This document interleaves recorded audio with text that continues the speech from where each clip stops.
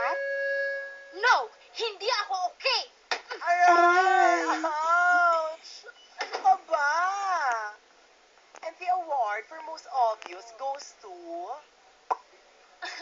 Next week pupunta na kaming Bicol para ayusin yung wedding preparations. Anong gagawin ko, V? Alam mo talaga, dapat supalpalin ko na yung hitad na yan eh. Alam mo yon, dahil ngayon, hindi pa sila kasal ni Kuya, slowly iniit sa pera na niya ako. What more kaya pagkasal na sila ni Kuya, tapos suot na niya yung wedding ring ni Kuya dun sa malakalyo niyang daliri. Titigil mo yung kasal? Oh my God! Di ba pala bagay sa akin ng purple at hina-nail polish? Mukha akong may cancer? That's it! Alam mo talaga, ikaw bakla ka ha? Hindi ka lang pang best actress, genius ka rin.